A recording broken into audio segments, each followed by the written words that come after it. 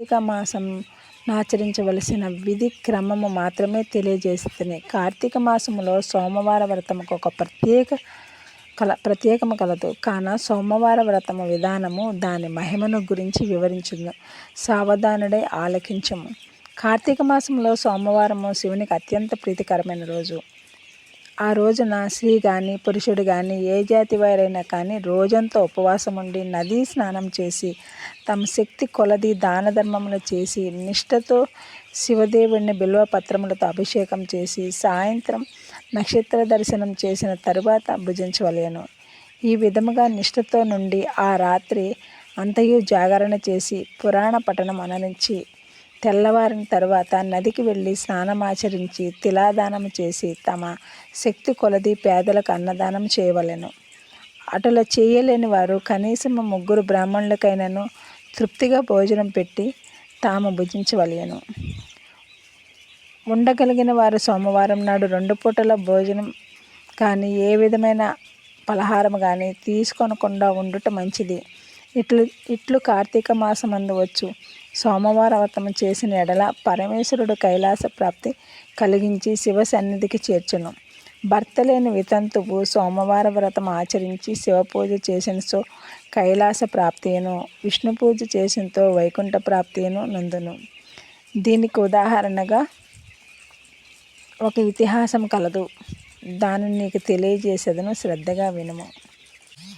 కార్తీక సోమవార ఫలముచే కుక్కల కైలాస మందుండుట. పూర్వకాలంలో కాశ్మీర దేశంలో ఒక బ్రాహ్మణుడు కలడు. అతడు పురోహిత వృత్తిని చేపట్టి తన కుటుంబమును పోషించుకుంటూ ఉండెను. అతనికి చాలా దినములకు ఒక కుమార్తె కలిగింది. ఆమె పేరు స్వతంత్ర నిష్ఠిరి. తండ్రి ఆమెను సౌరాష్ట్ర దేశమగు మిత్రశర్మ అను సద్బ్రాహ్మణుడికిచ్చి పెళ్లి చేసెను. ఆ బ్రాహ్మణుడు యువకుడు 4 వేదములు శాస్త్రములు అభ్యసించిన వాడైనందున సదాచార పారాయణుడై ఉండెను. అతడు బోతుదయ కలవాడు, నిత్య సత్యవాది, నిరంతరము భగవన్నామ స్మరణ చేయువాడు నగుట వలన లోకులెల్లరూ అతనిని అపరబ్రహ్మ అని కూడా చెప్పుకొనుచుండెవారు. ఇటువంటి ఉత్తమ పురుషుని భార్య అగు నిష్ఠురి యవగర్వముతో కన్నుమిన్ను గానక పెద్దలను దూషించుచు అత్తామామలను భర్తను తిట్టుచు కొట్టుచు రక్కుచు పరపురుషుడి సాంగత్యము గలదై వ్యభిచారిణై తన ప్రియులు తెచ్చిన తినుబండారములు బట్టలు పువ్వులు ధరించుచు దుష్టురాలై తిరుగుచుండగా వంశమునకు అప్రదిష్ట తెచ్చుచున్నదని అత్తామామలు ఆమెను తమ ఇంటి నుండి వెళ్ళగొట్టిరి. కానీ శాంతస్వరూపుడుగా ఆమె భర్త మాత్రము ఆమెను అభిమానమును పోక ఆమె ఎంతటి నీచ కార్యములు చేసినను సహించి చీ పొమ్మనక విడువక ఆమెతోడనే కాపురము చేయుచుండును. కానీ చుట్టుపక్కల వారు నిష్ఠురి గయ్యాళతనమునకు కేవగించుకొని ఆమెకు కర్కశ అనే ఎగతాళ పేరును పెట్టుడిచే అది మొదలుకొని అందరూ కర్కశ అనియే పిలుచుచుండేవారు. ఇట్లు కొంతకాలము జరిగిన పిమ్మట ఆ కర్కశ ఒకనాటి రాత్రి ఏకశవ్యపై తన భర్త గాఢ నిద్రలో ఉన్న సమయము చూసి మెల్లగా లేచి తాళిగట్టిన భర్తను విచక్షణ గాని లేకుండా దయా దాక్షిణ్యాలు గాని లేక ఒక బండరాతిని తెచ్చి అతని తలపై గట్టిగా కొట్టింది. వెంటనే అతను చనిపోయాడు. ఆ మృతదేహము ఎవరి సహాయము అక్కరలేకనే అతి రహస్యముగా దొడ్డిదారిన తీసుకుని వెళ్ళి ఊరి చివరున్న పాడుబడిన బావిపైన చెత్తా చెదారములతో నింపి ఏమీ ఎరగని దాని వలె ఇంటికి వచ్చెను. ఇక తనకు ఏ ఆటంకము లేవని ఇంకా విచ్చలవిడిగా సంచరించుచు తన సౌందర్యం చూసి ఎందరినో క్రీగంటలతో వశపరుచుకొని వారల వ్రతమును పాడుచేసి నానాజాతి పురుషుల తోడను రమించుచు వర్ణశంకరునిగా అయ్యను. అంతియేగాక పడుచు కన్యలను భర్తలతో కాపురము చేయుచున్న పడుచులను తన మాటలతో చేరదీసి వారికి కూడా వేశ్యాగృహము నడుపుచు విటుల చేత ఆర్చి ధనార్జన కూడా చేయసాగింది. జనక మహారాజా, యవ్వన బింకము ఎంతో కాలం ఉండదు కదా. కాలం యొక్క రీతిగా నడవదు. క్రమముగా ఆమెలోని యవ్వనము నశించింది. శరీరమందు మోహము పోయింది. ఆ వర్ణముల నుండి చీము రక్తము రసికారట ప్రారంభమయ్యను. దానికి తోడు శరీరమంతా కుష్టి వ్యాధి బయలుదేరి దుర్గంధము బయటకు వచ్చుచున్నది. దినదినముగా శరీర పటుత్వం కృషించి కురూపి అయిన భయంకర రోగముతో బాధపడుచున్నది. ఆమె యవ్వనములో నుండగా ఎన్నో విధాలుగా తృప్తి కలిగిన విటులు ఏ ఒక్కరూ ఆమె వైపు తొంగి చూడలేదు. ఆ పరిసర ప్రాంతాలకు వెళ్ళిన ఎడల అటువైపు వెళ్ళి పలకరించనూ లేదు. ఆ వీధి మొహమైనా చూడకుండిరి. కర్కశ ఇటుల నరక బాధలను అనుభవించుచు పురుగులు పడి కొంతకాలమునకు చనిపోయినది. బ్రతికినన్నాళ్ళు ఒక్కడైనా పురాణపటమును చేయక పాపిష్ఠురాలు కదా.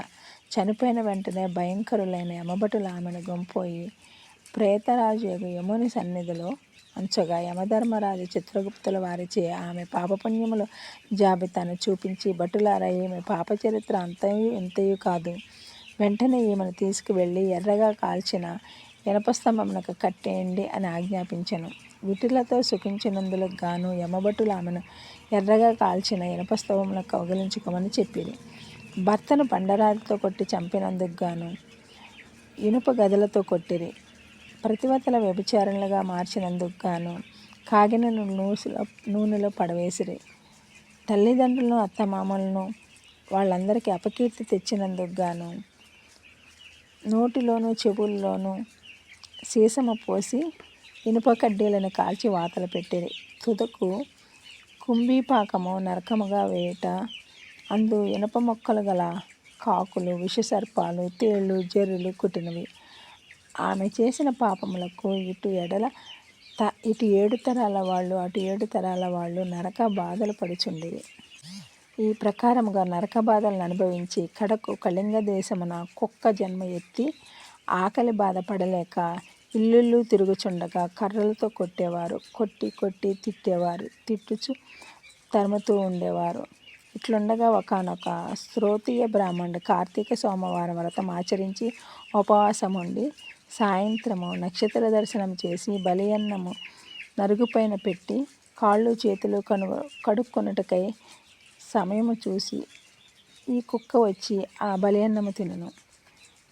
వ్రతానిష్ఠుడైన ఆ విప్రుని పూజా విధానములచే జరిపించిన బలియన్నం అగుట చేతను ఆ రోజు కార్తీక మాస సోమవారం అగుట వలను కుక్క ఆ రోజంతయు ఉపవాసముతో ఉండడం వలను శివపూజ పవిత్ర స్థానమైన ఆ ఇంట దొరికిన ప్రసాదమును తినుట వలను ఆ శునకమునకు జ్ఞానాంతర్జ్ఞాన ఉద్భవించెను. వెంటనే ఆ శునకము, విప్రకులోత్తమ, నన్ను కాపాడము అని మొరపెట్టుకొనెను. ఆ మాటలకు బ్రాహ్మణుడు ఆలకరించి బయటకు వచ్చి చూడగా కుక్క తప్ప మరెవ్వరూ అక్కడ లేనందున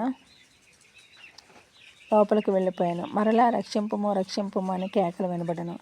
మరలా విప్రుడు బయటకు వచ్చి, ఎవరు నీవు, నీ వృత్తాంతం ఏమిటి అని ప్రశ్నించగా, ఇంత ఆ కుక్క, మహానుభావుడా, ఈ పుట్టుక వెనుక